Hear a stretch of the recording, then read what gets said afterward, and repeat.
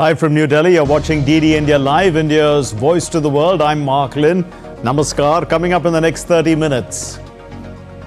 The Philippines accuses China of using water cannons on a civilian boat at the second Thames shoal in South China Sea. The rift deepens between the two countries.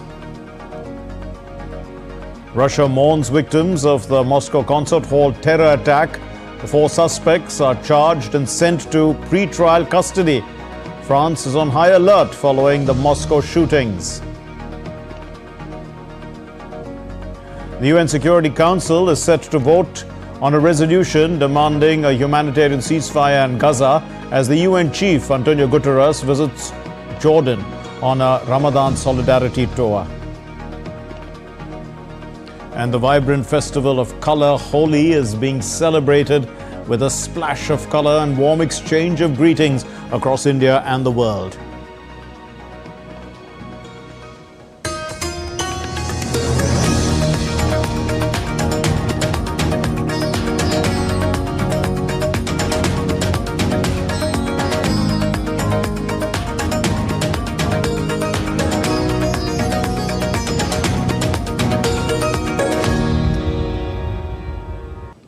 The rift has deepened between the Philippines and China over the South China Sea. The Philippines summoned China's envoy on Monday to protest against aggressive actions in the South China Sea. The Foreign Ministry of the Philippines accused China's Coast Guard of using water cannons against a civilian boat supplying troops at the second Thames shoal, which happened on Saturday. Now, however, the Chinese Foreign Ministry said that the Philippines, they have to remove grounded warship in the South China Sea. Earlier on Monday, Manila's defense minister dared Beijing to bolster its vast sovereignty claims by taking them to international arbitration. China claims almost the entire South China Sea as its own, including the second Thomas Shoal, which is in fact within the Philippines' exclusive economic zone. In fact, in 1999, the Philippines intentionally grounded an old warship at the shoal as a means of bolstering its territorial claims. And Britain is set to give details of the cybersecurity threat as well as hacking of the country's electoral commission, which is allegedly linked to China. The Deputy Prime Minister, Oliver Dowden, is due to address the Parliament on Monday. The UK says that the Chinese spies are targeting British officials in sensitive positions in politics, defense and business. This is part of China's spying operation to get access to secrets. The attack on the Electoral Commission took place in August of 2021 but was disclosed last year. And DD India's Stuart Smith has more from London. Know about these cyber attacks against the Electoral Commission. This would be the first time, when announced in Parliament later, that they have actually been attributed to a nation state, China specifically. And what was breached, we know at the time, according to the government, was the details of 40 million voters. That's a huge number of people for the UK, and also provided quality information on age, nationality, addresses and national insurance number, a tax number, which allows for the unique identification of individuals. Now, while that at the time came out a couple of years ago, it's this attribution to China that is expected in the afternoon. There's also the question of to what extent China has been targeting individuals in those sectors especially, but also parliamentarians, lawmakers in the UK, who the government has said have already, some of them been previously targeted deliberately by China for their activism, some of them sanctioned as well already by China for producing a report on what these British lawmakers called gross human rights violations in China. Well, if we talk about the trajectory that's already in place, it was 2018 that the former Prime Minister David Cameron suggested the UK and China were entering a golden era. But since then, there have been a number of measures taken by both China and the UK which have set the two on a declining relationship, such as in 2018, the UK attributed a malicious cyber campaign to China. In 2020, on national security grounds, a number of Chinese telecommunications equipment made by the Chinese manufacturer Huawei started to be be removed from the UK's 5G network. And then in 2022, Rishi Sunak, the current Prime Minister, said the golden era between the UK and China is over. As to what this announcement expected in the afternoon is likely to do, it could depend on what steps the Deputy Prime Minister specifically announces. Certainly, just attributing these attacks to China is already going to spark extra tensions between China and the UK. It's already responded, denying that it was behind these, saying that these are smears without factual basis. But if on top of that sanctions come as well, then perhaps we can expect an even more resolute response from China, and potentially, as we've seen before, China then reacting itself with sanctions against British officials. India's External Affairs Minister Dr. S. Jaishankar met the Prime Minister of Singapore, Lee Hsien Loong, during his visit to Singapore on Monday. Dr. Jaishankar conveyed the personal greetings of Prime Minister Narendra Modi of India. In a social media post on X, the External Affairs Minister said that he valued his perspectives on the current state of the world. Dr. Jaishankar also met other Singapore leaders, including the Finance Minister Lawrence Wong, the Foreign Minister Vivian Balakrishnan and the Home Minister K. Shanmugam during his three-day visit to Singapore.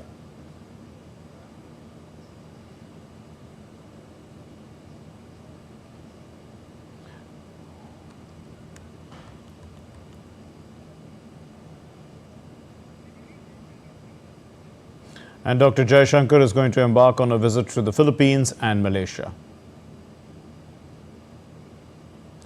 India slammed Pakistan once again over its absurd remarks on Jammu and Kashmir. Speaking at the 148th session of the Inter-Parliamentary Union Assembly in Geneva, the Deputy Chairman of the Rajya Sabha, Harivansh, representing India, emphasized India's status as the largest democracy in the world, a model that many countries aspire to emulate. He criticized Pakistan's track record in democracy. Addressing Pakistan's claims on Jammu and Kashmir directly, Harivansh reaffirmed that the Union territories of Jammu and Kashmir and Ladakh are integral parts of India, and he highlighted the futility of rhetoric and propaganda in changing this undeniable fact. Take the floor to reject the preposterous comments made by Pakistan against my country. Lectures by a country which has an abysmal track record of democracy is laughable, to say the least.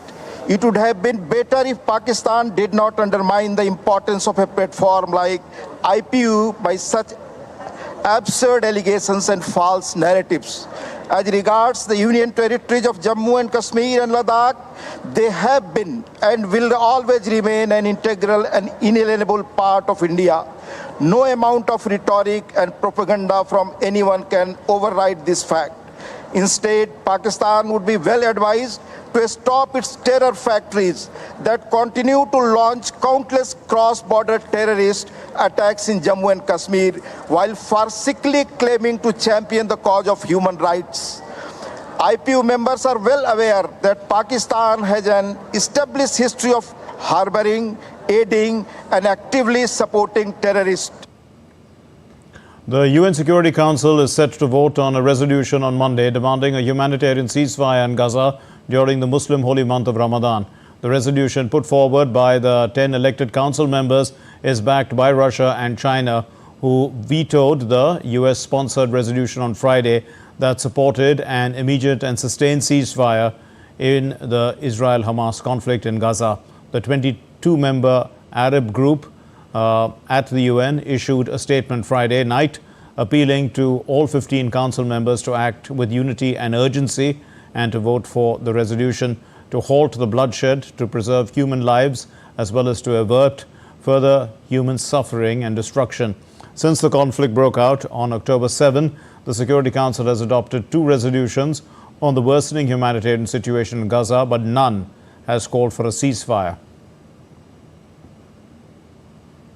As part of an annual Ramadan solidarity tour, the United Nations Secretary General Antonio Guterres reached Jordan he did so on Monday, and the UN chief said that there is growing consensus in the international community for a ceasefire in the Israel-Hamas conflict.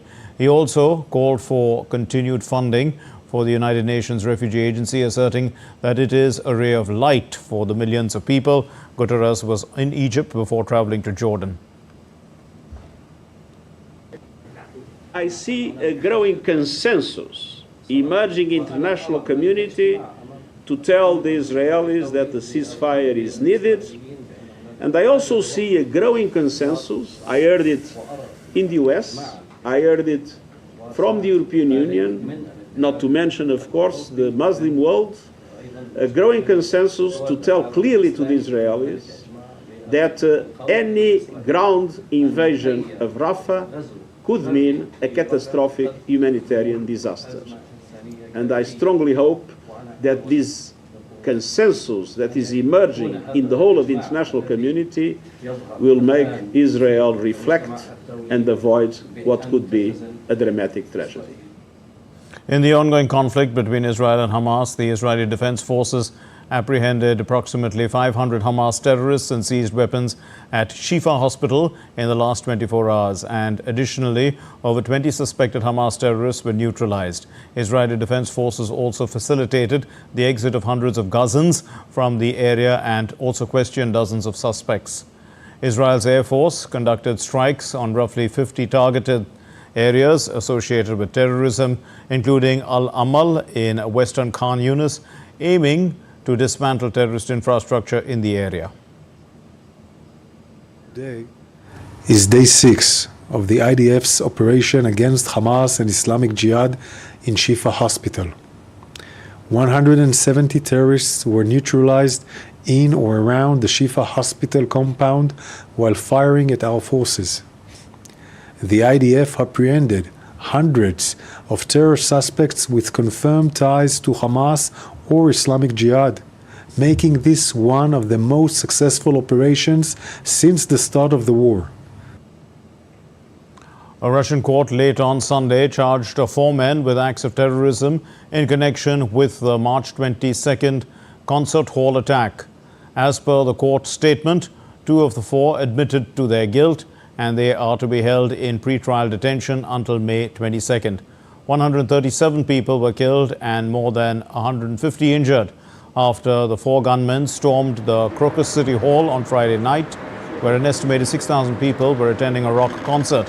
The attackers also set fire to the venue and caused the roof to collapse.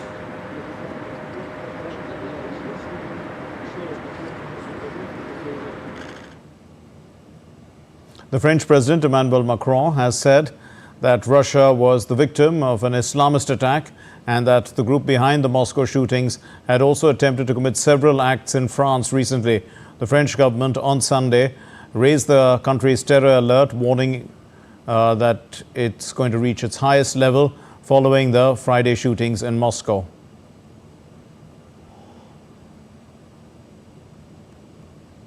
In a recent spate of missile attacks on Ukraine, a 3-story building in central Kiev was badly damaged on Monday morning.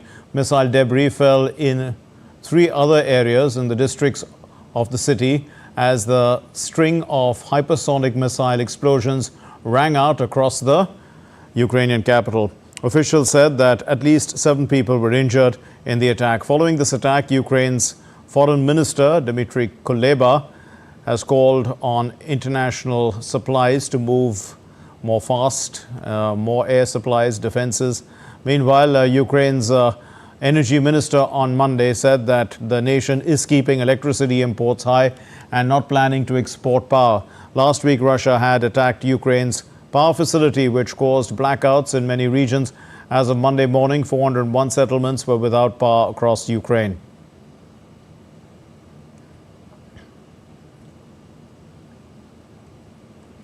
Now, still to come here on this edition of DD India Live. Holi festivities across India and the world. Former Maldives President Ibrahim Mohamed Saleh has criticized his successor Mohamed Muizi amid strained ties with India.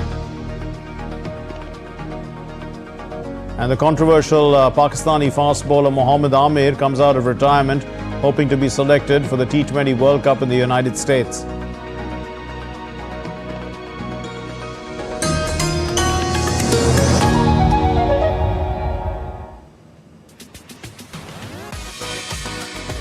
India that invents. India that innovates. India that excites. India that invites. Land of possibility.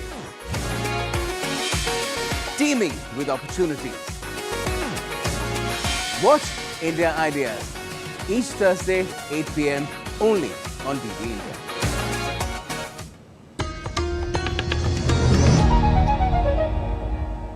You're watching DD India Live. I'm Mark Lynn.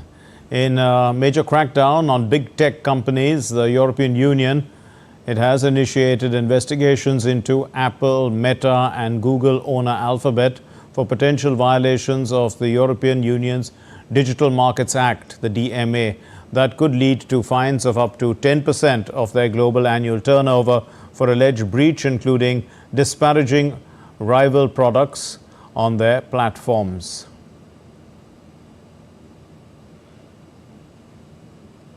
And for more on this story, we are joined by Ishan Garg, who's joining us from Brussels with an update. Ishan, what is this Digital Markets Act that, they are going to be investigated under?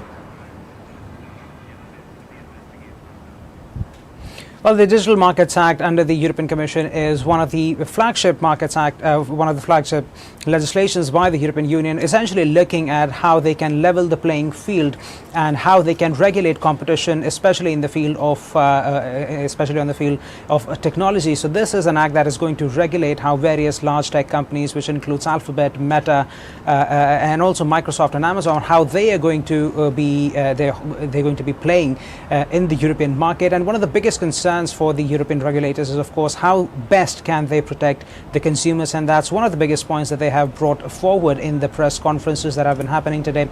They're saying that they're going to be investigating these companies, Apple, Alphabet and Meta, with a view to ensure that consumers are protected, and also that smaller businesses which are operating not only in the European Union but also potentially being impacted worldwide, they can be protected from the larger companies who are being investigated for acts that can be taken, that can be considered potentially as being anti-competitive in nature.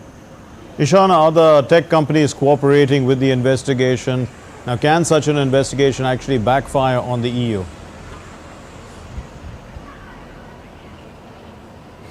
Well, the tech companies have to, in some sense, work with the European Union regulators. They may not do so very happily by themselves, but they have to do it if they don't want to be fined massive amounts of money under the under the DMA. The maximum amount that they can be fined can go up to 20% of their annual revenues if they do not comply with the EU norms. In terms of it backfiring on the European Union, there's already some conversation about the market becoming uncompetitive generally, because some people here have raised concerns that if the EU regulates too tightly these big tech companies, it will limit their ability to innovate, it will limit their ability to generate profits, and that in turn can make the European Union markets uncompetitive for big tech firms.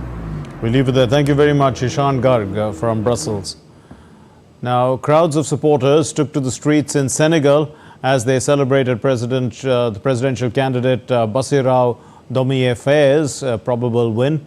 Opposition parties declared Faye as an early winner following a peaceful day of voting on Sunday to elect Senegal's fifth president.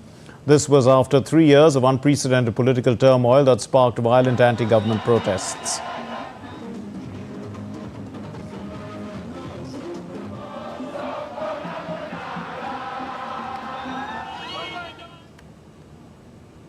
Simon Harris has been confirmed as the new leader of Ireland's Fine Gael political party and is now poised to become the country's next Prime Minister. Fine Gael party confirmed Harris's leadership following the resignation of the party leader and the Prime Minister Leo Varadkar on Wednesday. The 37-year-old Harris is best known for helping steer the country's initial response to COVID-19. And he will be voted in as Ireland's youngest ever Prime Minister when the Parliament is going to convene on April 9th.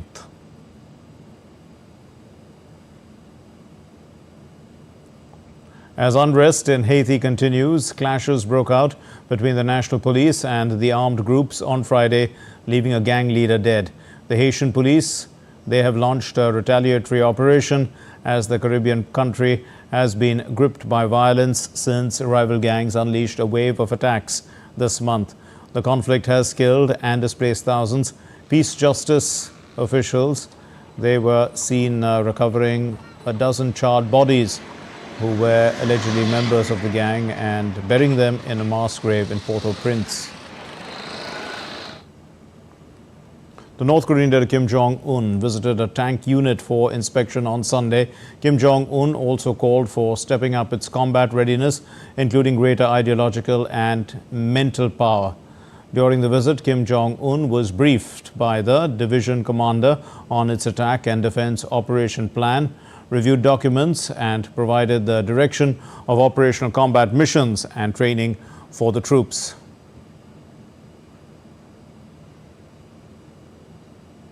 The former Maldives President Ibrahim Mohamed Saleh has criticized his successor Mohamed Muisi. This is amid strained ties with India. He's advised him to stop being stubborn. Saleh further urged Muisi to fix the relations with India amid the financial challenges that Maldives faces. The former president said that the government was deceiving the public and relaunching projects initiated by the previous government. He said that ministers are now lying to cover up those lies. And these remarks, in fact, come shortly after Muisi asked India to provide debt relief for the Maldives as the country is struggling financially to keep its economy afloat. Bhutan's king, Jigme Khesar Namgyel Wangchuk, arrived in Dhaka today on an occasion to attend the celebrations of Bangladesh's 54th Independence Day, which falls on the 26th of March. The king was greeted by Bangladesh's President Mohammad Shahabuddin on his arrival and attended a ceremonial welcome.